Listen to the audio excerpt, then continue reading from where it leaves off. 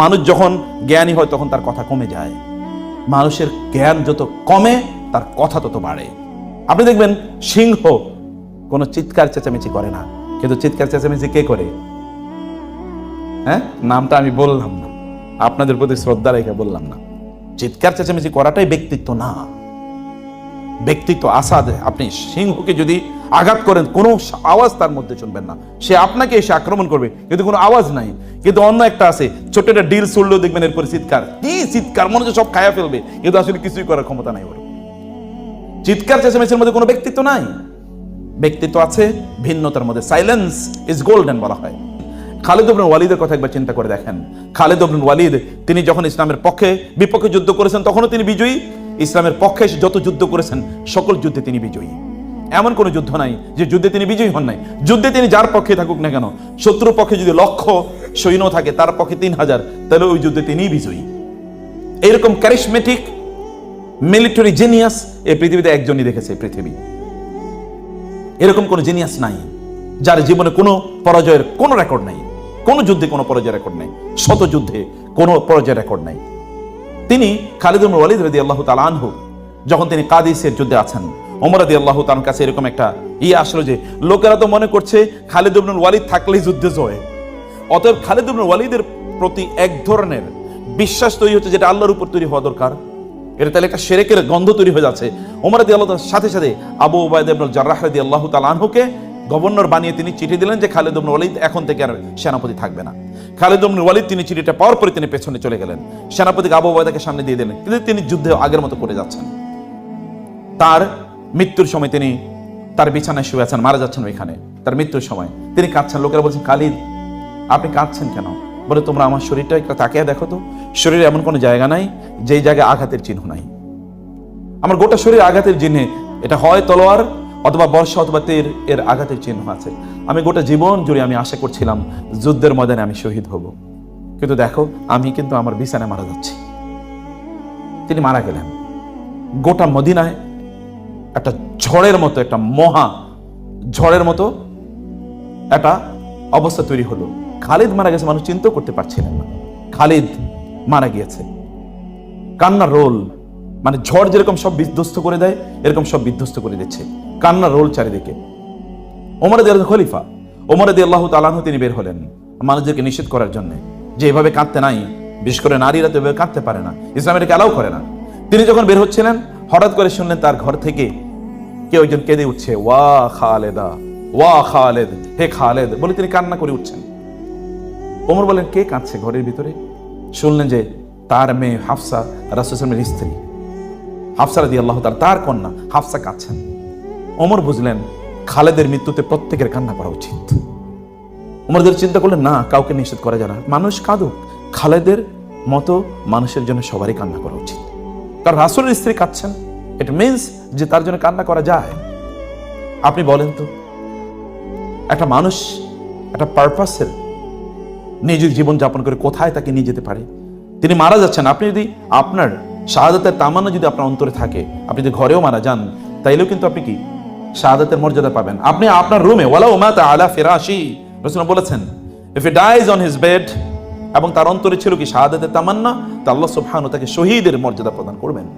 He knows it and he participated in all the battles during the life of the Prophet sallallahu alaihi wasallam and after his life. কিন্তু তারপরেও তার পারপাসটা তাকে কত great বানিয়েছে। ওই ইকরামা ইবনে আবি জাহলের গল্প আপনি জানেন, আবু জাহলের ছেলে যখন তিনি ইসলাম গ্রহণ করেছেন, তিনি রাসূলকে তিনি বুঝলেন যে what should be the purpose of his life. আপনাদের জীবনের পারপাস কি একবার চিন্তা করে দেখেন। If you know the purpose, তাহলে আপনি কত নোবেল হয়ে যেতে পারেন, কত গ্রেট হতে পারেন। আমরা কেবল বুদ্ধির পেছনে ঘুরছি, কেবল অলিক, কেবল মিরাজ, মরিচিকার পেছনে কেবল আমরা ঘুরছি, মরিচিকার বাইরে কিছুই নেই আমাদের সামনে। রাসূলুল্লাহ সাল্লাল্লাহু আলাইহি ওয়াসাল্লাম তিনি বাজারে গেলেন, তার কাছে 10 দিরহাম ছিল, তার একটা জামা লাগবে, বাজার থেকে 4 দিরহাম দিয়ে বাজার জামা কিনলেন। প্রতিমধ্যে আসার পর একজন গরিব সাহেব বলেন, আপনার জামাটা তো খুবই সুন্দর, আমাকে দিয়ে দেবেন?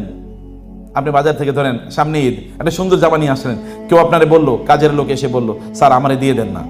পরিস্থিতি তখন কি হবে? ওর তো হসপিটালে ভর্তি হওয়া লাগবে কিছুক্ষণ পরে।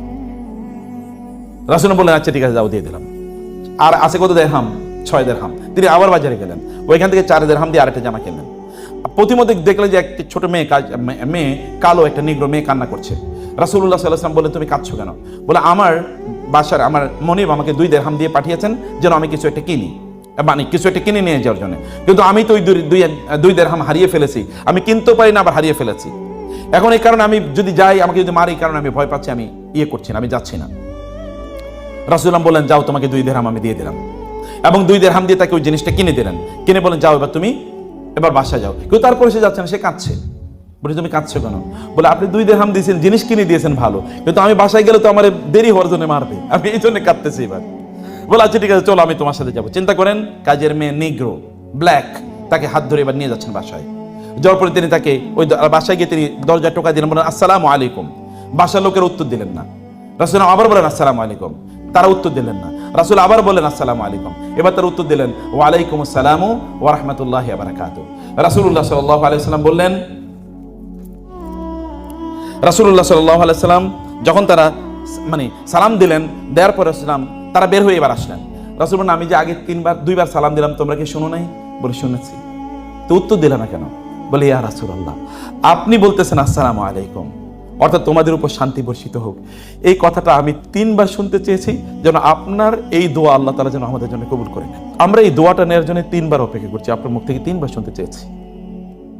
আমার সাথে একটু চিন্তা করে দেখেন তো, কাজের বাসায়, বিশেষ করে পুরুষদের কথা বলি, বাসায় গিয়েছে, ছেলেদেরকে ইয়াংরা এখনো এরকম হয়তো বা করেন নাই, কিন্তু আমরা যারা পুরুষরা, বিশেষ করে স্বামী, বাসায় গিয়েছি, গিয়ে প্রথমবার টোকা দিলাম, স্ত্রী যদি দরজা না খোলে, তাহলে তো ভিতরে একটা ছোটখাটো কিয়ামত হয়ে যাবে।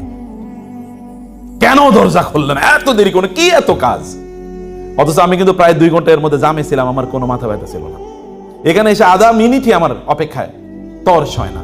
তিনি দেখেন তিনি কি করেছেন, তিনি আচরণ কি করেছেন, অন্যদের সাথে তার আচরণ কি ছিল, কি করেছেন রাসূলুল্লাহ সাল্লাল্লাহু আলাইহি ওয়াসাল্লাম। তিনি প্রত্যেককে সমানভাবে রেসপেক্ট করতেন, সম্মান করতেন। আমরা সম্মান করছি না, আমাদের সংকট, আমাদের নৈতিকতা তৈরি হবে কোত্থেকে? আমাদের মোরাল ডেভেলপমেন্ট আসবে কোত্থেকে? আমরা বড়দেরকে সম্মান করি না, ছোটদেরকে আমরা স্নেহ করি না। এখন তো ইয়াং জেনারেশন যারা আছেন, আপনারা হয়তো বা মনে করবেন যে বাবা মায়ের উপর একটু উচ্চ স্বরে কথা বলতে পারলে আমি এখন আমি ম্যান হয়েছি না,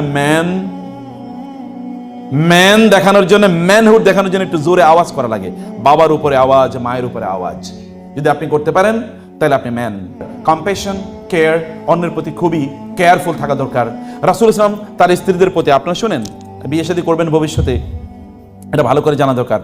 রাসূল ইসলাম তার স্ত্রী সাফিয়া রাদিয়াল্লাহু তাআলা আনহা, তিনি উঠতে পারছেন না, উঠতে তিনি পারছেন। রাসূল ইসলাম এবার তার এই যে উরু আছে না, উরুটা বিছিয়ে দিলেন, তার স্ত্রী এই উরুর উপর উঠে, তারপরে এই উরু, এটা কার উরু?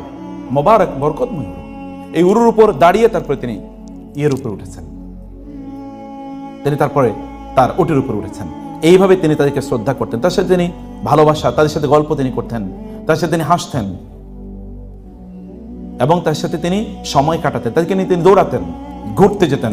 কোনো সফরে তিনি তার স্ত্রীদেরকে বাদ দিয়ে যান নাই। কোনো একজন স্ত্রীকে তিনি লটারিতে তার সাথেই তিনি নিয়ে যেতেন। আমাদের অন্যকে লাভ করা, অন্যকে ভালোবাসা, অন্যকে শ্রদ্ধা করা, অন্যের অন্তরে একটু আনন্দ তৈরি করে দেয়া, এই জায়গাটা আমরা একেবারে ডেভেলপ করতে পারি না। এটা আমাদের ডেভেলপমেন্টের একটা বড় জায়গা, একটা বড় সুযোগ।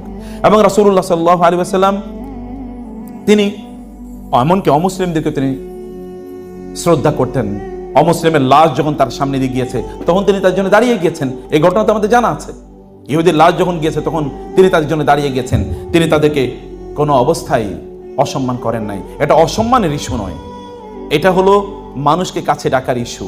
তিনি হাসতেন মানুষকে নিয়ে। আমরা জানি smiling is the best strategy এখন বলা হয়। আর রাসূল বলেছেন, আল ইবতিসামাতু সাদাকাতুন, অথবা আল তাবাসসুমুকা ফি ওয়াজহি আখিকা সাদাকাতুন, তোমার ভাইয়ের মুখের দিকে তাকিয়ে একটু হেসে দেয়া, এটাও এখন সাদাকা।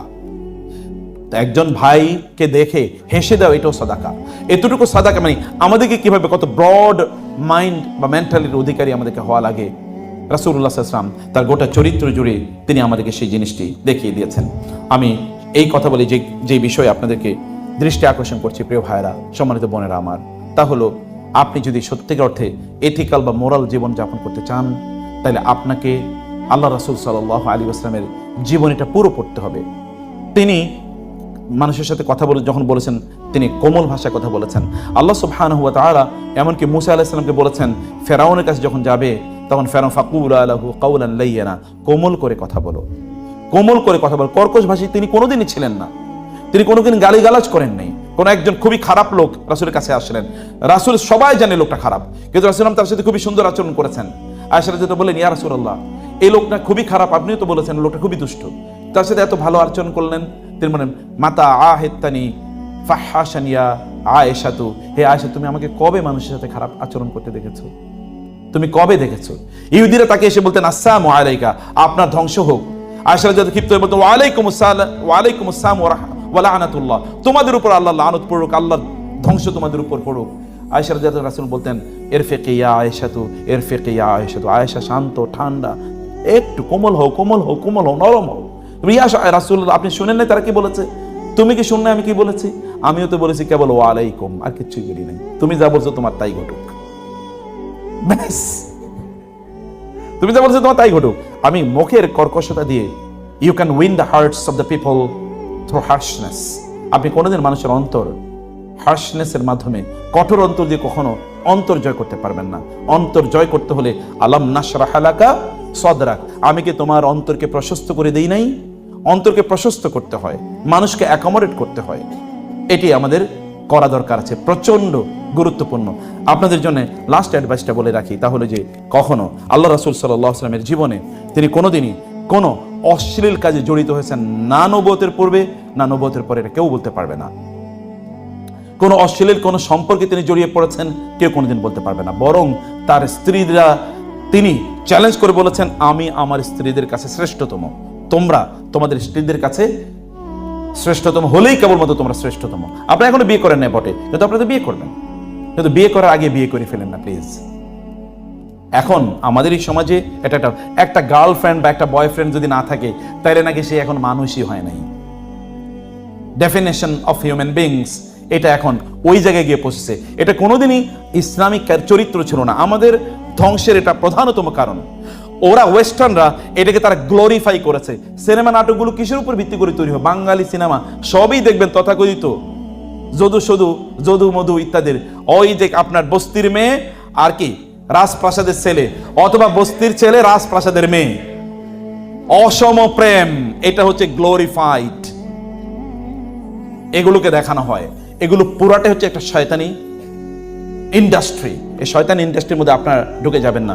যদি আপনাদের নিজেদেরকে, যদি আপনাদের চোখ যদি আপনারা হেফাজত করতে পারেন, তাহলে বিশ্বাস করবেন আল্লাহ সুবহানাহু ওয়া তাআলা আপনাদের ছেলে এবং মেয়েদের সবার জন্য বলছি, আল্লাহ সুবহানাহু ওয়া তাআলা আপনাদেরকে এমন জীবন সঙ্গী প্রদান করবেন যেই জীবন সঙ্গী সত্যিকার অর্থে আপনার জান্নাতের জীবন সঙ্গী হবে। যদি চোখটাকে হেফাজত না করতে পারেন, তাহলে আল খাবিসাতু লিল খাবিসিনা ওয়াল খাবিসুনা লিল খাবিসাত, খবিশের জন্য খবিশ, ওয়াত-তাইয়্যিবাতু লিত-তাইয়্যিবিনা ওয়াত-তাইয়্যিবুনা লিত-তাইয়্যিবাত। আপনি 4 জনের সাথে ঘুরছেন, যারে বিয়ে করছেন শুনে দেখবেন সে 10 জনের সাথে ঘুরছে। অতএব এটা করা যাবে না। Keep yourself pure, you will get someone who will be ইনশাআল্লাহ পিওর ফর ইউ। আপনি নিজকে রাখুন, আল্লাহ সুবহানাহু ওয়া তাআলা এরকম প্রদান করেন। আপনার নবীর আদর্শ ছিল এগুলো। এই মোরাল ডিগ্রেডেড ওয়ার্ল্ডে আমরা যেন রাসূল সাল্লাল্লাহু আলাইহি ওয়াসাল্লামের আদর্শ ধারণ করতে পারি, আল্লাহ তাআলা আমাদেরকে সেই তৌফিক দান করুন। আল্লাহুম্মা আমিন। আমি এগেইন আপনাদের প্রতি খুবই কৃতজ্ঞ যে এই চমৎকার আয়োজনে আপনারা আমাকে দাওয়াত দিয়েছেন। জাযাকুমুল্লাহ খায়ের। আল্লাহ সুবহানাহু ওয়া তাআলা আমাদেরকে যেন সত্যি করতে পারপাসফুল জীবনযাপন করতে পারি সেই তৌফিক আল্লাহ তাআলা আমাদেরকে দান করুন। আমরা যেন আদর্শ হতে পারি, আল্লাহ তাআলা সেই তৌফিক দান করুন।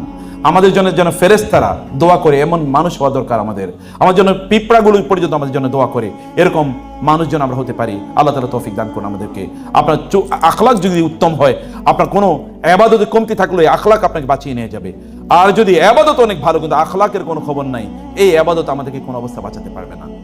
রাসূলুল্লাহ সাল্লাল্লাহু আলাইহি ওয়াসাল্লাম এই জন্য বলেছেন, তোমাদের মধ্য থেকে আমার সবচেয়ে নিকটবর্তী কিয়ামতের দিন তারাই হবে যাদের চরিত্র সবার চেয়ে ভালো।